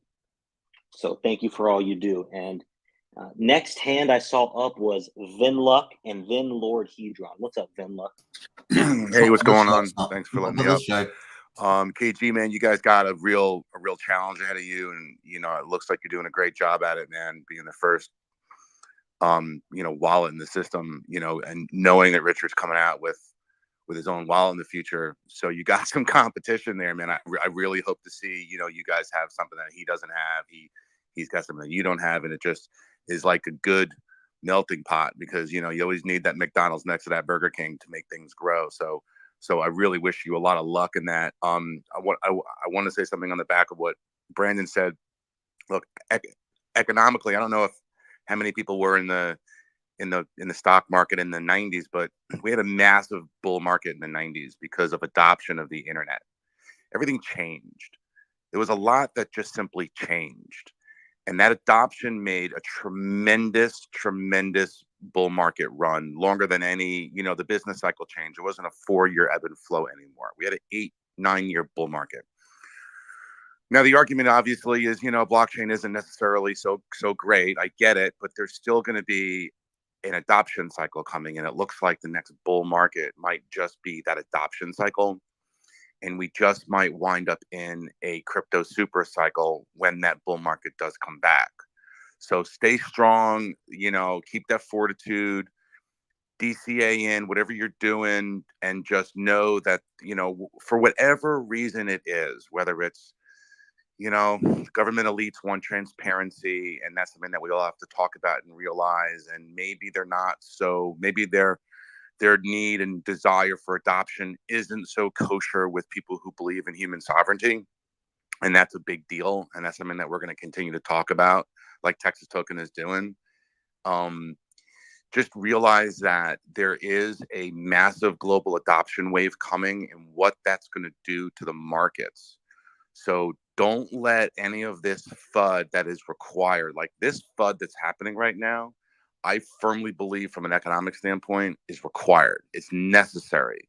We have to get the bad actors out of the business, and they're gonna FUD regulation. They're gonna come out and they're gonna want your coins. They're gonna want your tokens. They're gonna try to make you sell. News updates. You know, it might be a bloody first quarter next year. You should just have the and there's a lot of metrics that point to a time period that is right around there. We could, you know, see some sort of bubble. Hear this stuff. You know, things are a little different now, and we have to see how it plays out. But just everyone just hold strong on where you are. We are the best community in all of crypto. Strength is an understatement, and I think what we have. And because of the things that are happening around the world, if we stick together, we will be a serious force to be reckoned with on a global scale, that those people that are trying to control us might just have to pay attention to what we say. Thanks. Well said, brother. And before I pass the mic to Lord Hedron, I do want to address the first comment you said, because it is one we get very often, and with the community here, I'm going to speak to it. So you brought up Richard's wallet, and myself, my team, we don't see Richard's wallet as competition in any way, shape, or form. And here's why. Even if, against all mathematical odds, every single person in the Pulsechain and Hex community used Richard's wallet and only Richard's wallet, that's a community of upwards of 300,000. This world has 8 billion people on it. And our entire effort, or not our entire effort, but a vast majority of our effort is dedicated to onboarding the new user.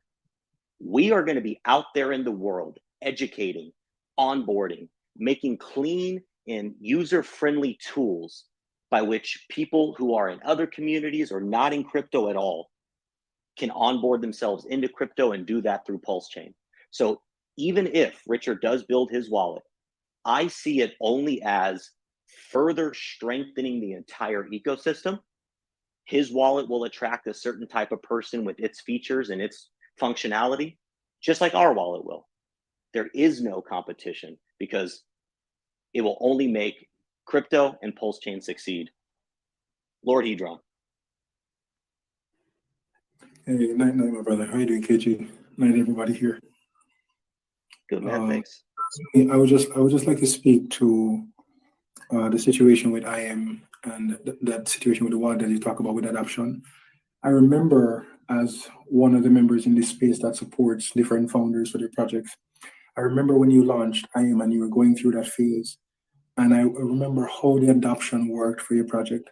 I remember also that as it compares to onboarding new users, it was the easiest of any and every project that I've either been involved in as a regular holder or supporting the founder.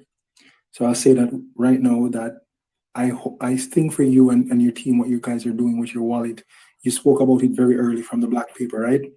And it worked well for the onboarding of just the IM token, the sacrifice phase that you guys also did work very well for you guys.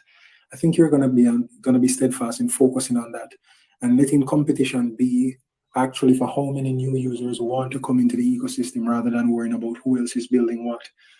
So you're right on that. The main reason as to why I raised my hand, as I said, as a member in a community that supports other founders, I would like to speak specifically to some of the projects that Alex, the founder of Hedron and ICOS, has done, and as somebody that has supported that project. I want to say to you guys that not just necessarily what's coming next, because I don't speak for Alex, but I can talk for what's already in existence. I've seen the support from this community for both projects, Hedron and ICOSA, as those are proxies to a Hex stake. And I want to just say thank you for everybody that has interacted with the contract, allowed it to do what it has done, and now we're going through the phase with the auctions for those HSI stakes. And it's been fantastic over there too. One thing I would like to share is how important it is to remember how meaningful it is to acquire a Hex stake. And when you can do so at a massive discount, we should all be looking into the market, know that everything is down, focusing on what works for you. And should we all of us here are hexagons in a sense. If we are, no, thank you, and we're looking to make or improve our wallets going forward, I would implore everybody to keep looking at those options. There's a fellow member in this space called Crispy who's made a fantastic chart that is there to show you all the possible HSI stakes that are out there listed. And sometimes the discounts on these things are immaculate. Some of them have bonuses on it, Hedron 10x bonuses, 9x, 1x, whatever it may be. But I wanted to quantify what the T-share rate was at the time when those stakes were made, what the price of Hex was at the time when those were made, and also look at what volume of Hedron is required now to pay for those Hex. And when you work it out, their stakes selling at 80, 60, 40% discount on what it actually cost to make them a few months ago. So the reason I speak on those things is because, once again, I want to thank everybody for interacting with it, but also want to say I'm very, very, very, very grateful of the support that we've had as a community for all these projects and how they've affected everything else. So for all the Hexicans out there, thank you all for the support for Hedron and ICOSA, and I wish you all the best. Keep your heads down, focus during the dip, and make sense of it. Thank you. Oh, and finally, before I go, Funding Jim, my respect, brother. Nice. Yeah, thanks for sharing. I always appreciate your insight, and I hope Alex is doing okay. He was supposed to be here today, so I haven't heard from him, but I hope he's doing all right. Yeah. But yeah, thank you for sharing. Thank you for giving us the update. And you're welcome anytime, man. You're one of the people I respect most. Thank you. And I've told you this too for yourself, so it's mutual, man. Respect. Thank you. Thank you, my friend. KG, if I may once more, I heard. Sure. I don't remember. I think I was here when Long Vacation was talking. Respect to you too, Long Vacation. It's been a minute. It's been a while since we spoke, man. Nice to hear from you again. Hope you're doing well. I am, man. I am. And you too, Buck. I'm good. Glad to hear it. All right. Hey, KG, if you don't have anyone else to ask a question, I forgot to. I had a quick question for him. Hold on, real quick. Shahan, he's had his hand up for a while, so I want to get to him. Okay, great. Thanks. This is Shahan. Very nice to meet all of you guys. I had a question for Famous. I've been following a lot of your live streams pretty closely.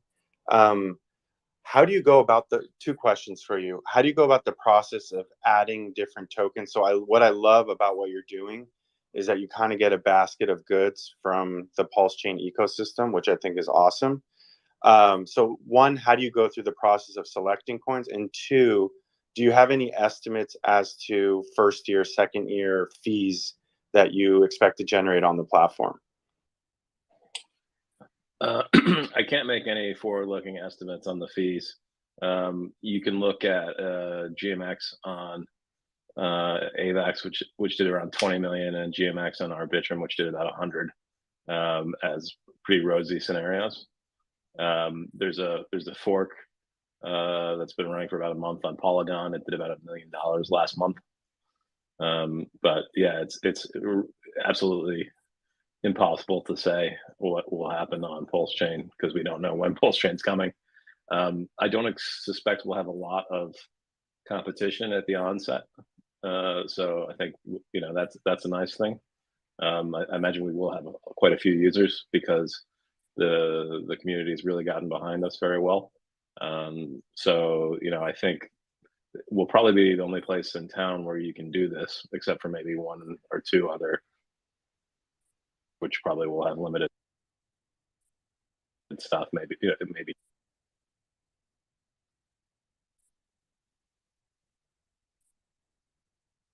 Cool. I appreciate that. Thank you for asking. Okay, let's see. Who did we have next? We had Vinluck. What's up, bud? Hey, so Pepe, I know you have to go. So real quick, have you heard? Is there any inclination that there's a lot of mineable tokens out there in the world? Obviously, I see it. Do the developers see ASIC as like in the future mining like multiple mineable tokens? Great question. Glad you asked. And by the way, thank you for your kind tweet to the Wolverine about his giveaway. That's what I was going to mention, and Yeah, it I seems really like it's more appreciate just that talking about existing projects heartfelt and message. project developers coming in and So talking about the projects today. thinking here is that So ASIC sometimes it's like that, as sometimes a it's not. pure utility token will be used to mine reward tokens. The first one is Pulse Bitcoin. The second one, more than likely, is Pulse Litecoin. And from there, who knows where we go. Rags to Riches had a stream the other day, and he opined on, well, gee, what happens if there's a better version of, let's say, Cardano, and we call it Pulse Cardano, and you can mine ASIC for it and get Pulse Cardano, which is a better version on a better blockchain. So it's almost endless. But we're so early right now in this project that we're ahead of the dev.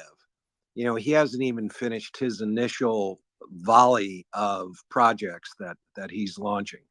But every one he does is complete and finished, turnkey, ready to go. And Pulse Litecoin is the next one. But stay tuned. I think it's too good of a yield producer where you get 7.5%, at least in a case of Pulse Bitcoin. Every 30 days, you lock up your tokens for 30 days, and then over time it goes down. And the whole notion with these ASICs is you can switch from one reward token, in this case Pulse Bitcoin, to Pulse Litecoin to maintain your economic energy.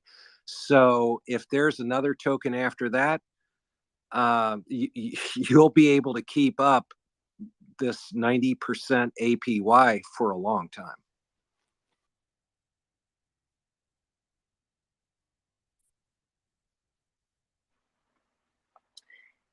If anyone else has any questions out there in the space, feel free to request the mic. The floor is open. It can be about any one of our projects. It could be about Pulsechain. It could be about crypto. It could be about the nature of reality. We are here to discuss things. So anybody that has any questions, the floor is open.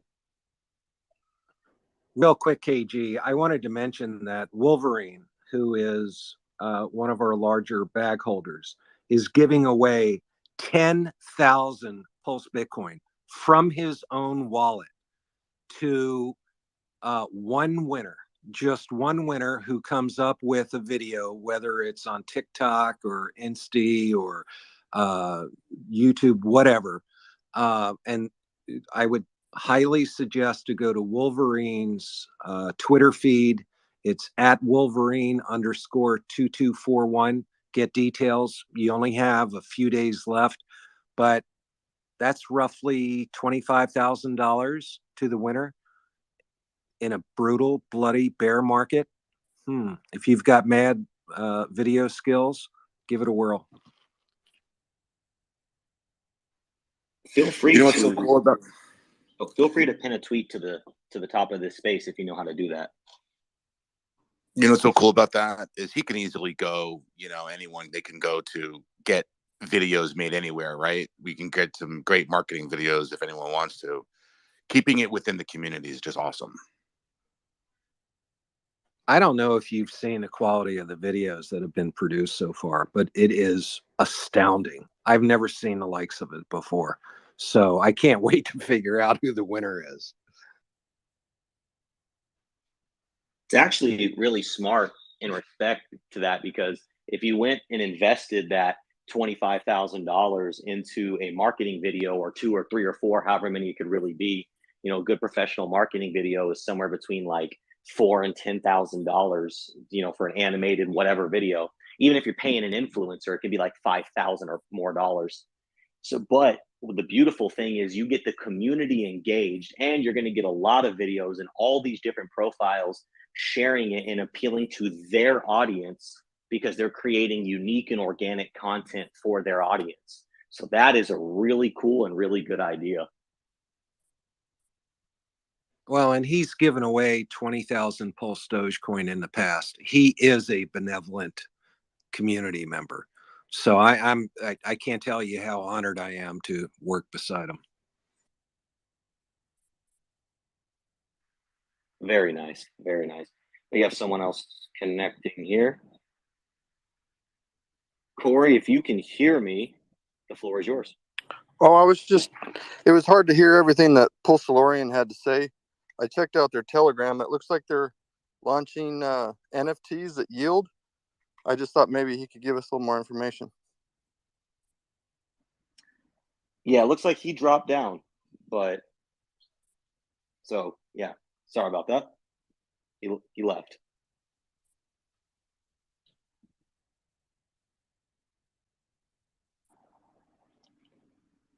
I guess we'll do it next time. No worries. Thanks. Yes, sir. Thanks for coming up.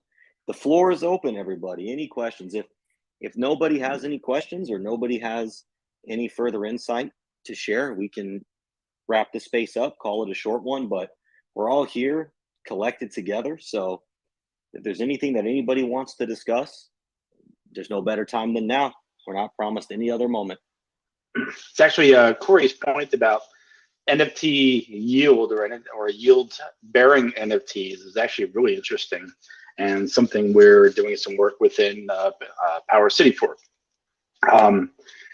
When you stake in a Power City core, for example, the stake is represented as an NFT, and it's not time locked. You can unstake it anytime you want. But while you remain staked, you earn a share of the staking rewards that are paid out to bot stakers. And the longer you're staked, that stake earns an ever increasing or daily increasing boost to your staking rewards payout. So the longer you stake, the better your payout. The nice thing is because it is represented as an NFT, that stake can be traded without having to be unstaked, losing that accumulating boost rate. And you can trade it on a secondary market in, say, Pixel Park NFT Marketplace.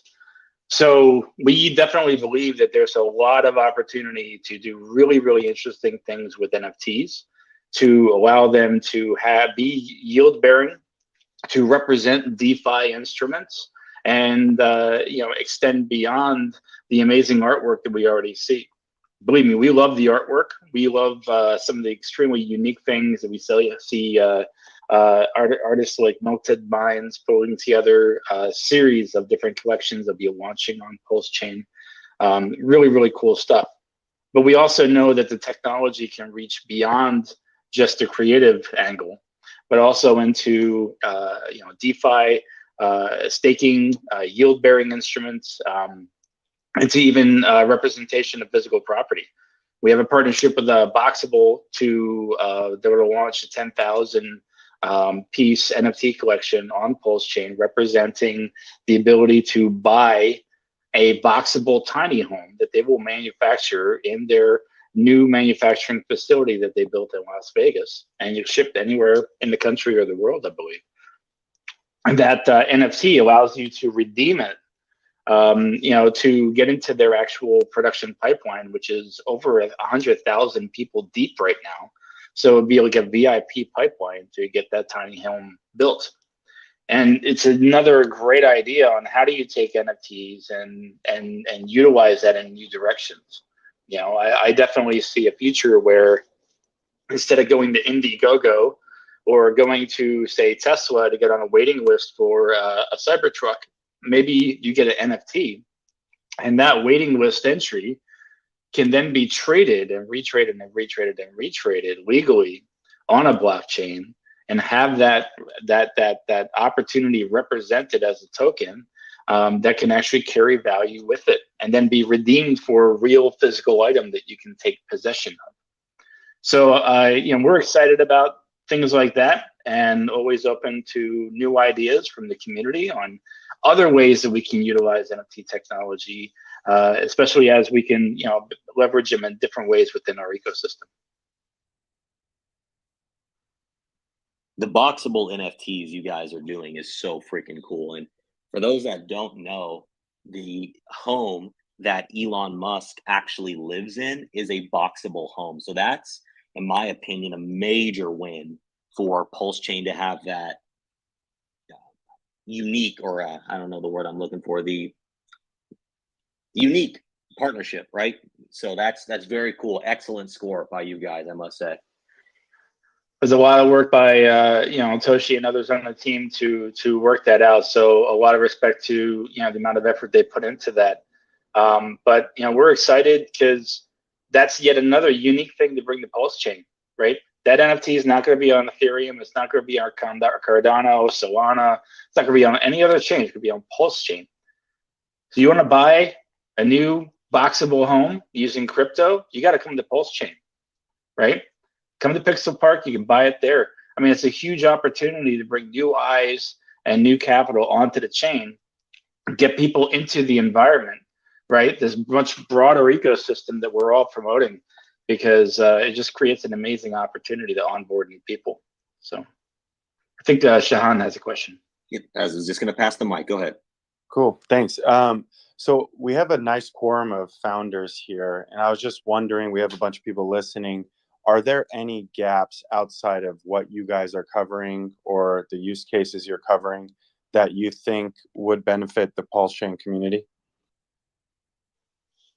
Oh, there's millions of things that we're not building yet, right? I mean, there's so many core fundamental capabilities or DeFi platforms that run on Ethereum that we really would want to see on Pulsechain. You want Curve, you want Balancer, you want some of these big players to see the value in expanding over here, or someone to build some of these bigger things. But it's a massive amount of work. It's a huge undertaking. So it's not something you would just go out and fork in a weekend, right? But the more serious DeFi we have that would really target the whales in crypto, right? Wherever the whales are going, that's where the yield is, and people will then follow. So, I mean, if we can cater to where the capital is and bring them onto chain, all the better, right? I think the one big gap that we've got is a functioning L1. So, yeah, if anybody wants to work on that.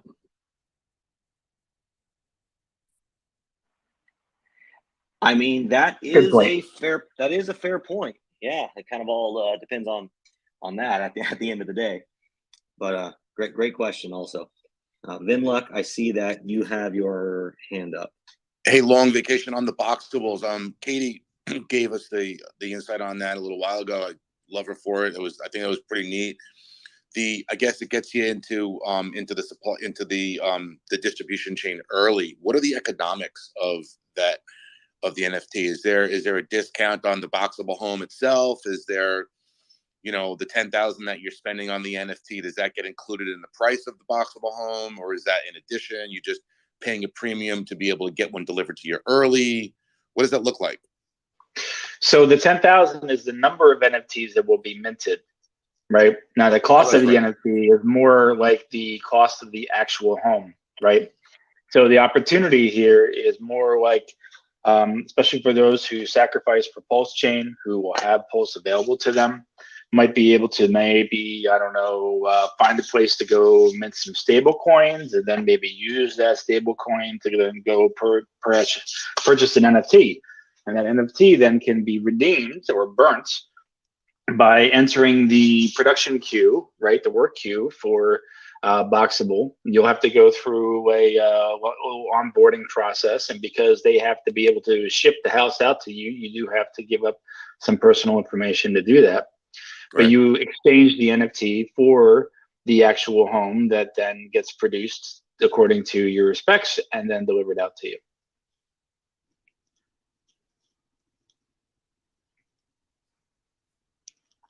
Now, what the secondary market does with those NFTs, who knows? What you do with the boxable home, up to you. We can imagine there's a lot of opportunities on what would you be able to do with relatively affordable tiny homes that all you need to do is, prep a slab and some space, some utility hookups, and bring it up. And, once it's delivered, it's basically installed within a day or two. Well, in a time when we're having a, in the inflationary pressure where, even though materials and supplies have come down recently, they've also, gone up drastically. And, who knows what the future has in store. Homes in general are getting more expensive, and they're going to continue to get more expensive. So we know, those that are in control don't want us to own anything, right? They want us to be renters. And you got Grant Cardone up here in these different spaces talking about the whole country is going to be a renting country, in the coming years. So it makes sense. So basically the NFT really is just like getting you like a speed pass, right? You're not getting any discount on the price of the boxable home. It's just basically it's like giving you a speed pass in Space Mountain at Disney World. Yeah, because their primary production queue is over 100,000 people deep, right?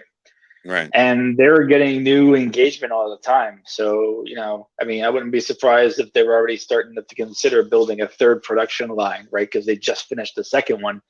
Because they're getting a lot of amazing attention because it's a great product.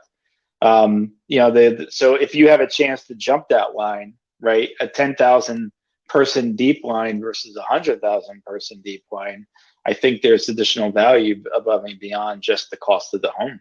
Yeah, it's pretty cool. That's pretty cool, man. I can see really reaching out to people outside the ecosystem that'll find it in a very unique way. That's pretty awesome.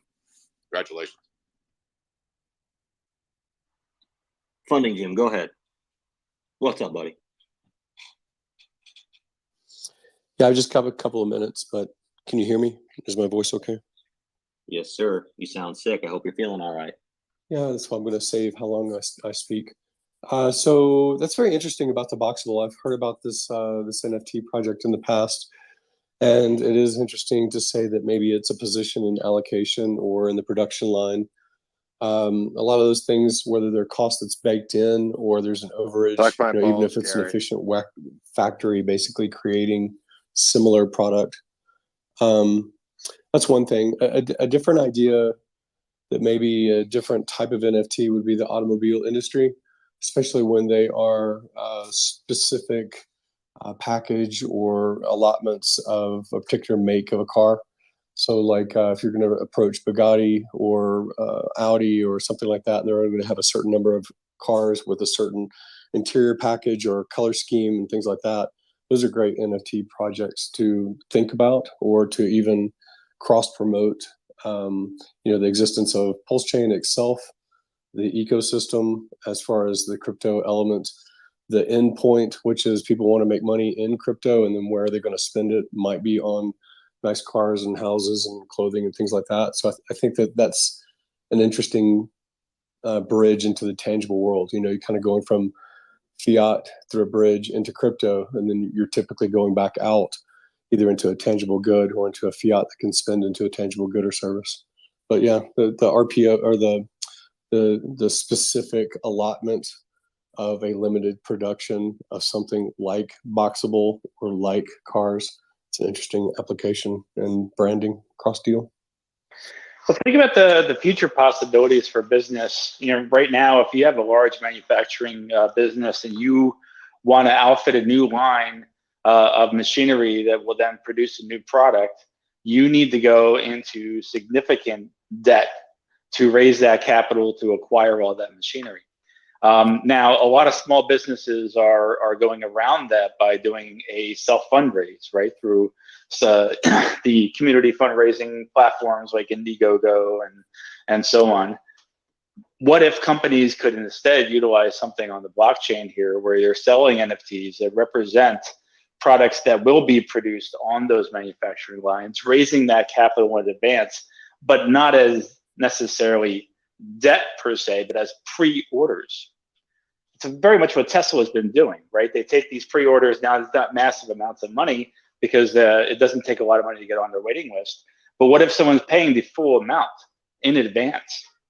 What does that mean?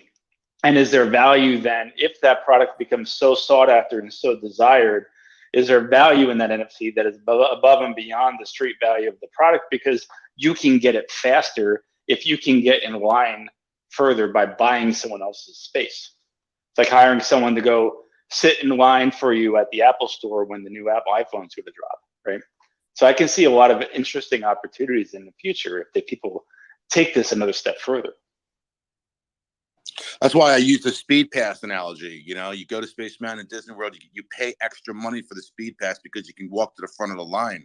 I value my time. I don't want to wait an hour to go on a 5-minute ride or a 2-minute ride, right? So it's the same thing, man. I think that's pretty neat. That's awesome. See, but it's also one step further than the speed pass.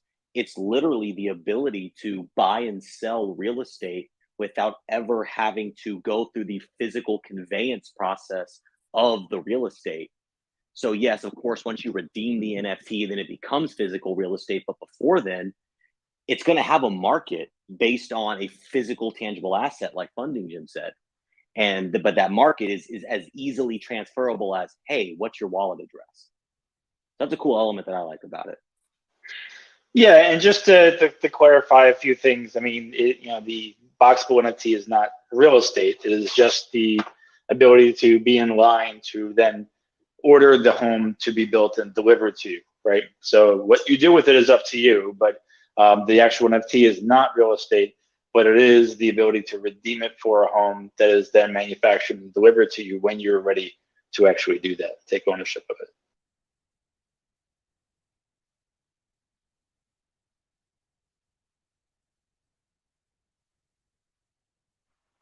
Right, and I guess that's what I was getting at there is it represents real estate without having or I could be wrong. So if I have my boxable NFT, I'm just using a very bare bones analogy here, but I could effectively take it to the ticket counter and say, thank you, give me my home.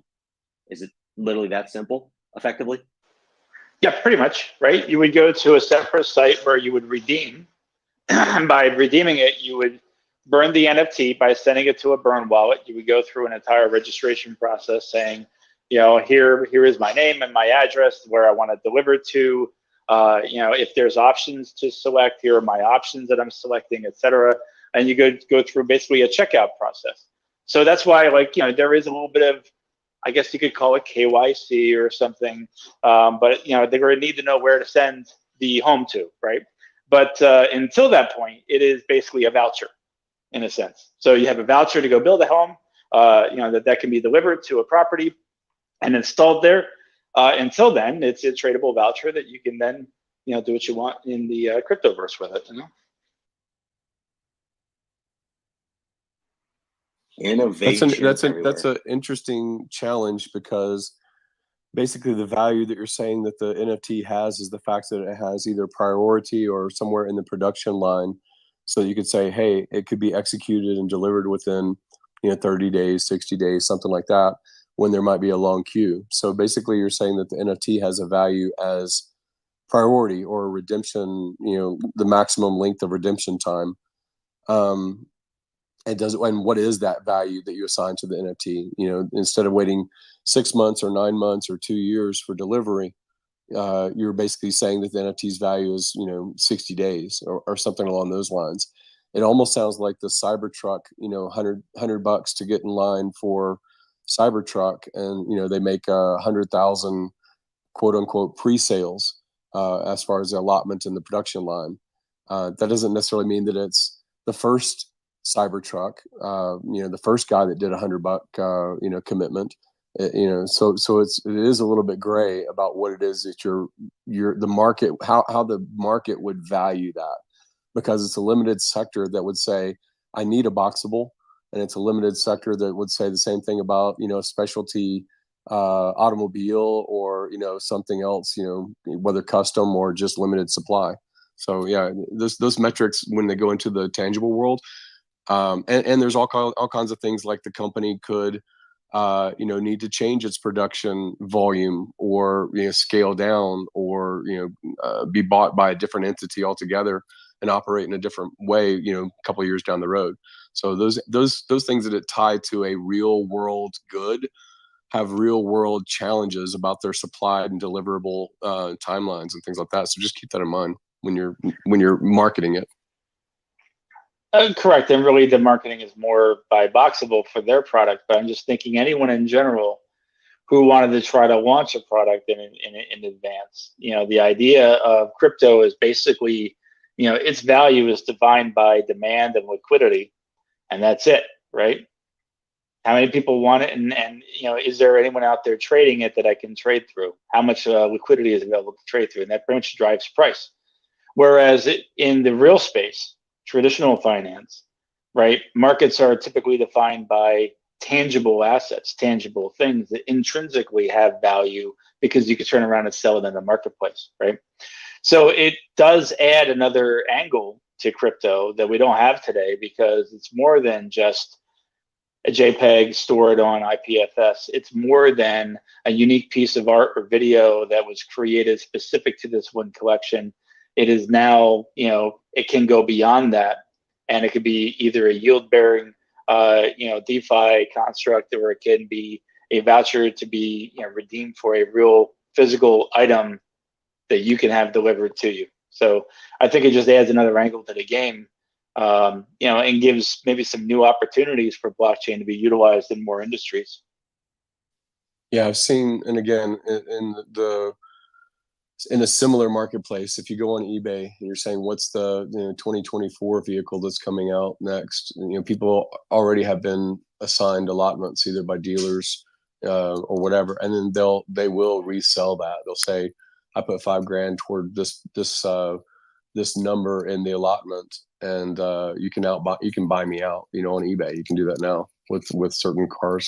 So that's the only thing I'm trying to relate it to. But yeah, that makes sense.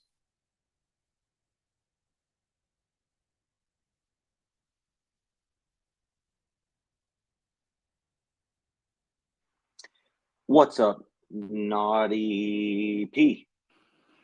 Hey, Naughty Panda. yeah, buddy. How you doing? Nice to see you. Yeah, no, just in regards to you guys are talking about the NFTs with Boxable. I just wanted to kind of jump in because I have a bit of an invested interest since the day. Originally, we were talking about the ability to have that also create a house in Pixel Park. So not only do you get the actual hard house delivered wherever you want on your lake or whatever, but you would also get a virtual home that you could trade in Pixel Park.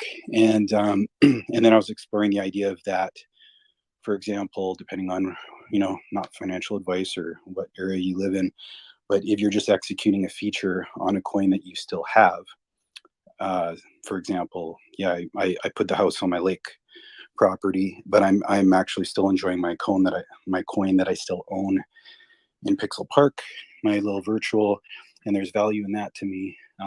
Whether or not that's you executed that's up for another interpretation, but just Hey everybody, I was hoping that was going to be heavy on the project updates, but it's coming in very light on the project updates. Obviously, it's not finished yet, but if you guys want to watch that in full, I'm going to wrap up the show. And of course, that is the link if you want to listen to that, continue listening to that on Twitter. So enjoy. I was just the way it goes sometimes, isn't it? And I hope you guys enjoyed it. So don't forget to subscribe, like, share, the bell, and I'll catch you again tomorrow. Enjoy your Saturday or Sunday, depending where you are. And I'll catch you in the next one. I'll be in Discord, of course, 24/7. And of course, with the rest of the mods there. So you can join our Discord. Links in the video description. Take care, everybody. Bye for now.